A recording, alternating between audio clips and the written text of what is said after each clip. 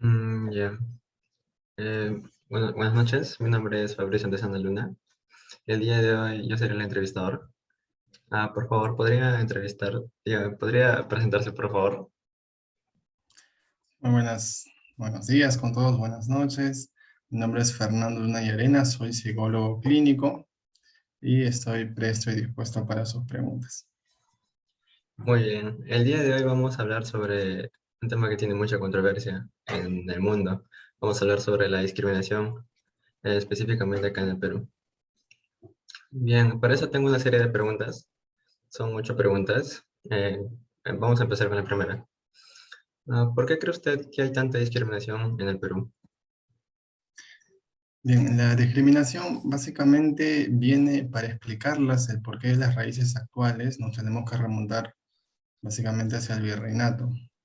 Según el sociólogo Gonzalo Portocarrero, indicó que durante el virreinato los españoles dividieron a las personas, a los colores, tanto en una república de blancos y en una república de indios. En esta república de indios generalmente estaban considerados los denominados afrodescendientes, los chinos o los cholos, como se le denominaba en ese entonces.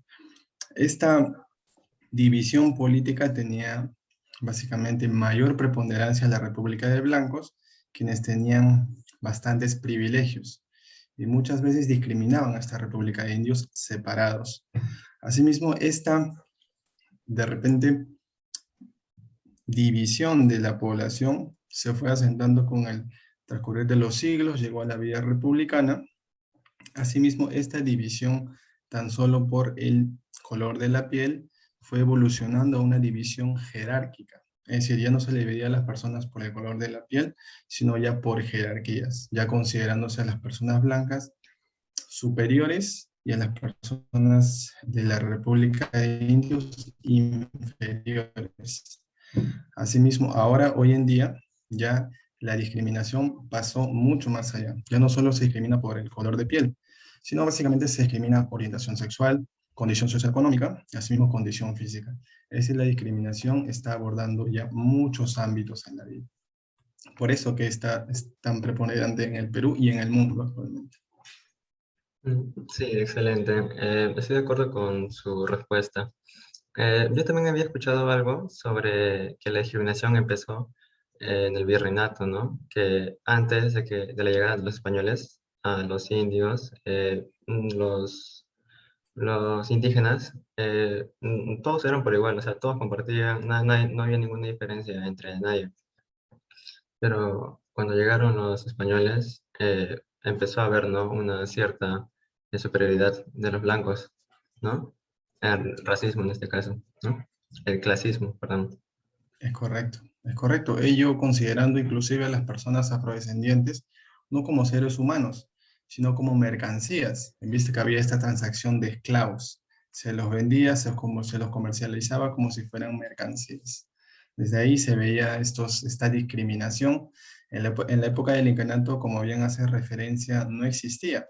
Si bien habría jerarquías en su estado, pero la diferencia no había tan marcada como lo fue cuando ingresó el virreinato, efectivamente, con la llegada de los españoles. Sí, exacto. Y respecto a la normalización, ¿usted cree que está muy normalizada la discriminación en el Perú? ¿Por qué? Efectivamente, se encuentra muy normalizada.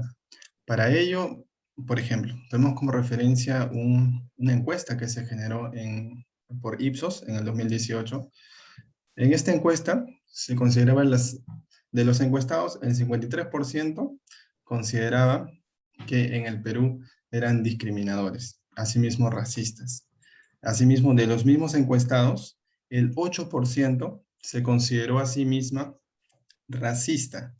Es decir, hay una diferencia abismal entre las personas que se consideran racistas y en que la cantidad de las personas que dicen que los peruanos somos racistas. Es por ello que el racismo se encuentra muy normalizado en estos momentos.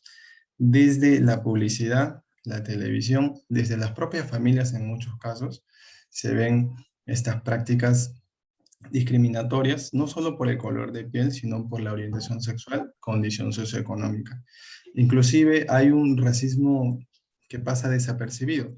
Desde la señora que está en la calle y no quiere tomar el taxi donde conduce una persona afroamericana, desde esa simple actitud en la cual el menor lo interioriza y lo acepta y lo adopta como conducta, se van desarrollando estas conductas poco a poco sin darnos cuenta. Es por ello que la discriminación se normaliza, se hace normal. No nos damos cuenta que discriminamos, pero en verdad lo hacemos. Esto en base a todos los peruanos. Sí, es cierto. Muchas personas no se dan cuenta, ¿no? De que la discriminación está normalizada. Por ejemplo, usted está hablando con su amigo, digamos, ¿no? Y usted tiene un cierto cariño hacia él que lo llama no sé, digamos, o cholito o cosas así, ¿no? Pero en ese caso, yo creo que depende de que si ustedes dos se sienten, o sea, bien hablando en esa forma, creo que no habría ningún motivo, ningún inconveniente, ¿no? De discriminación, eso pienso. Correcto. Es correcto, como usted bien lo dice, generalmente las personas se dicen estas palabras de cariño, cholito, chinito, negrito, pero estas palabras históricamente vienen cargadas de alto contenido peyorativo y discriminatorio en muchos contextos. En el contexto amical no necesariamente, pero en muchos contextos sí se utiliza para de repente menoscabar a las personas, insultarlas en muchos casos. Es así que estas palabras generalmente tienen esta carga peyorativa histórica. Es por ello que a veces las consideramos normalizadas, efectivamente. Sí, está bien. Bueno, pasamos a la pregunta número 3. ¿Cree que el llamado bullying esté relacionado con la discriminación? Efectivamente, el fenómeno del bullying que se da generalmente en las escuelas, si bien es cierto, existen diferencias entre los dos fenómenos, tanto el bullying y la discriminación, pero básicamente el bullying se gesta de la discriminación. Básicamente la discriminación generalmente en el colegio, en el ámbito escolar, viene porque hay una situación de inferioridad de una persona, un joven hacia otro, el cual la considera inferior, tanto por su forma de hablar, forma de vestirse, color de piel, y desde ahí se va gestando este acoso, que están unas conductas repetitivas de maltrato físico, fisiológico, verbal hacia esta persona considerada inferior, únicamente por el hecho de tener una tez de color negra, o de repente tener condición socioeconómica menor. Desde ahí se gesta, existe. Hay diferencias, pero el bullying efectivamente está cargado de alto contenido de discriminación, efectivamente. Sí, está bien, como usted mismo mencionó, ¿no? Hay una cierta relación y son muy pegados, ¿no? La discriminación con el bullying. Es correcto, es correcto. La persona víctima o acosada se encuentra en una situación de vulnerabilidad contra esta persona acosadora. Básicamente, primero se gesta con un maltrato verbal, luego físico, psicológico. Como recalqué hace unos momentos, simplemente por el hecho de la diferencia étnica en algunos casos, efectivamente. Sí. Eh, Bien, la pregunta número 4 dice lo siguiente. ¿Desde qué edad se sufre más la discriminación? Bien, la discriminación está presente en todo estrato socioeconómico y en toda edad. Desde el niño, bebé que no recibe la atención adecuada, hasta, en todo caso, personas adultas mayores, que también son discriminadas en cierto aspecto. Pero donde una persona más interioriza la discriminación y se siente discriminado, según mi práctica clínica, básicamente es en la adolescencia. En la adolescencia, el adolescente, la persona adolescente, busca pertenecer a un grupo, busca igualarse con su grupo de pares según sus gustos, afinidad. Pero cuando este grupo no lo acepta, es donde esta persona se siente discriminada. Es decir, en la adolescencia, etapa en la cual la persona busca interrelacionarse, buscar el grupo de pares, al existir rechazo de la misma, es donde adquiere ya una conciencia de ser discriminada. De repente, conciencia que no se establecía en la niñez, en la pubertad o en la infancia, sino que en la adolescencia básicamente es donde se percibe y la persona es consciente de ser discriminada. Ello deviene efectivamente en baja autoestima, depresión en muchos casos, que de repente ya derivan en un trastorno de personalidad en muchas ocasiones, efectivamente. Pero es en la adolescencia donde la persona ya siente, según la práctica clínica, la conciencia de la discriminación hacia ella misma, efectivamente. Sí, así mismo como usted dijo, mencionó, yo también pienso de que en todas las edades existe discriminación, ¿no? Desde una corta edad, porque los niños no saben que están siendo discriminados o sea, no saben del tema, pero en donde sí se da mayor, donde se entiende más la discriminación es en la adolescencia, donde se siente más, como usted dijo. Correcto. En la adolescencia es una etapa de donde existe el enamoramiento, asimismo la búsqueda de pares, de gustos, preferencias, de identidad hacia uno mismo. Si en todo caso, esta intención de pertenecer a este grupo es rechazada, hacia él existe ahí la conciencia de discriminación, y como le indiqué, es donde más se tiene la conciencia de ser discriminado, efectivamente. Correcto. Pasamos con la pregunta número 5. ¿Cuál es la diferencia entre discriminación étnico-racial y el racismo? Básicamente, la discriminación étnico-racial eh, viene a ser toda conducta excluyente, restrictiva o limitante de un grupo o grupo de personas, una persona o grupo de personas, básicamente basándose en su condición étnica, es decir, su color de piel o sus costumbres. Ello se puede definir como la discriminación étnico-racial. Si bien es cierto, el racismo propiamente dicho ya viene cargado de un componente ideológico, partiendo de la misma palabra que viene de la palabra raza. Raza no, en la raza humana, básicamente no existe diferentes razas, solo existe una raza humana, es decir, el concepto de raza es ya un concepto social, el cual viene cargado de un componente histórico, en el cual establece que las personas que están en grupos superiores no aceptan la diversidad de las personas, acentuando más las diferencias, ello basándose en argumentos ideológicos, sociológicos, económicos. Es decir, que el racismo, el concepto de racismo es un concepto más abarcador y más fuerte e ideológico, ¿no? Efectivamente. Sí, estoy totalmente de acuerdo con usted. El racismo, yo pienso que el racismo es mucho más superior, ¿no? A lo que es la discriminación étnico-racial. Creo que un ejemplo sería lo que pasó en la Primera, Segunda Guerra Mundial, si no me equivoco, con el odio de Hitler, ¿no? Hacia los judíos. Es correcto. Muy bien. En ese lado vemos que habría una discriminación, un racismo en base a ellos, en base a ideológicos, a ideologías. Asimismo, se ve ahí también la discriminación étnica, considerándose la raza aria, la raza superior, asimismo los judíos considerando una raza inferior. Ahí puede verse el componente ideológico de este racismo, efectivamente. Sí, cierto. Eh, bueno, pasamos. ¿Cree usted que el centralismo influye en la discriminación de los limeños hacia los de la provincia?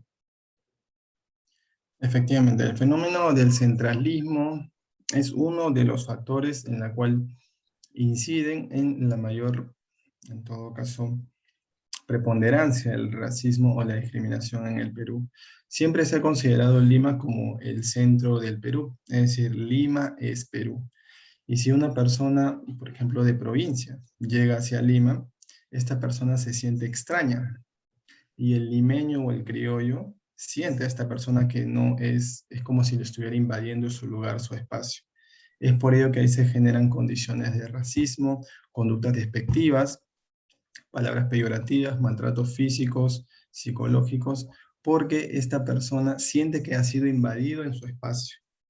Es por ello que el centralismo, considerar Lima como todo el Perú, efectivamente, influye básicamente en este racismo hacia los provincianos, a las personas que vienen del interior del país, efectivamente. Mm, Correcto. Yo pienso que Lima es el lugar donde abunda más el racismo, la discriminación hacia las personas de provincia, ¿no? En especial en las zonas pitucas, por así decirlo, como San Isidro, Miraflores, Barranco, donde la discriminación es más abundante hacia los de la provincia. Es correcto, el estrato socioeconómico A, donde generalmente están ubicados en estos distritos, generalmente es la que presenta mayores índices de discriminación contra las personas, en este caso provincianas, como se les menciona. Asimismo, efectivamente, se tienen tratos, se han visto muchos casos en las noticias, en el quehacer cotidiano, de violencia, no solo verbal o psicológica, sino física a estas otras personas, por el solo hecho de tener diferente color de piel o de vivir en los denominados conos. Asimismo, se puede también ahí ver, como usted mencionaba, los términos despectivos, cholo, serrano, estas palabras que tienen un alto contenido peyorativo y discriminativo, es donde se puede ver en estos estratos sociales. Pero asimismo, como en estos estratos, también en los diferentes niveles socioeconómicos también existe el racismo, efectivamente. Así es, estoy muy de acuerdo con su respuesta. Bien, la pregunta número 7. ¿Usted cree que está bien que los programas de televisión normalicen el llamado humor negro hacia las personas de provincia? Efectivamente, definitivamente esta es una práctica que no es aceptable. Anteriormente, cuando no había una regulación en los medios de comunicación, este humor negro, como se le menciona, como bien lo haces, lo mencionas, era muy normalizado. A las personas habían sketch de tanto publicidad, pasando al sketch, en todo caso, haciendo escenas de las personas provincianas que vienen hacia el Perú, discriminándolas, y esto era totalmente normal. Estamos hablando en la época de los 90, digamos, y parte de los 2000, hasta que llegó una regulación en, en la televisión, en la radiodifusión, se paró en cierta medida ello. Pero la gente había normalizado este humor negro hacia los provincianos, hacia las personas de color, en todo caso afrodescendientes. Asimismo, efectivamente, se habría normalizado esta conducta hacia ellos. Y nadie alzaba su voz de protesta en ese entonces, hasta que llegó estos colectivos sociales en busca de los derechos, en donde ahí se entabló y se puso a debate estos temas de la discriminación disfrazados de humor negro, como bien lo mencionas. Tal es el caso de la paisana Jacinta, el más reciente caso. Hacemos en los 90 los sketches que hacían con diferentes personajes disfrazados efectivamente de personas que venían de las serranías del Perú, efectivamente. Mm, Correcto. Unos claros casos de ejemplos serían, como usted mencionó, ¿no? En el programa 2, en el canal 2, un programa llamado La Pisana Jacinta. Si mal no recuerdo, hay otro que es llamado El Cholo Juanito. Esos dos programas son, ¿no? que normalizan el humor negro hacia las personas que provienen de provincia. Correcto, muchas veces se disfraza este humor negro, estos sketches divertidos en cierta medida, pero tienen un tinte discriminativo, efectivamente. Eso no pasa desapercibido, efectivamente. Sí, es Es cierto. notorio ello, efectivamente. Sí, exacto. Bien, y por última pregunta, usted como profesional, eh, ¿qué recomendaría para evitar la discriminación en el Perú? Yo, básicamente, se tendría que trabajar desde todos los ámbitos, tanto el Estado, tanto la sociedad civil y la empresa privada. Planteo que debería hacer, como las hay actualmente, campañas tanto de sensibilización y concientización. Esto básicamente para remarcar las consecuencias de todo tipo de discriminación, tanto de orientación sexual, nivel socioeconómico, tanto étnica, lingüística y todo tipo de discriminación. Efectivamente. Asimismo, como tal, como mencionó el filósofo Augusto Comte, él menciona que la sociedad En todo caso, el hombre nace bueno y la sociedad es lo que lo corrompe. Es por ello que se tendría que abordar la necesidad de enseñar de la diversidad étnica del Perú desde la infancia. Desde la infancia, desde los colegios, sería muy adecuado enseñar que el Perú es un país megadiverso étnicamente, pero ello no constituye una diferenciación jerárquica. Es decir, que algunas etnias estén superiores hacia otras. Se tiene que trabajar ello en todo aspecto, tanto como le indiqué, de medios visuales, medios de comunicación, Estado, sociedad civil, empresas privadas y escuelas, en todo ámbito. Básicamente llegando a la concientización y sensibilización. Y trabajar estas conductas de aceptación de las diferencias y diversidad étnica del Perú desde la infancia, estableciendo, en todo caso, temas debatibles, enseñar desde la infancia mediante sketch, luego en la primaria tocar temas, secundaria profundizar aún más, para que de esta manera la nueva generación, digamos, ya aprenda que el Perú es megadiverso étnicamente.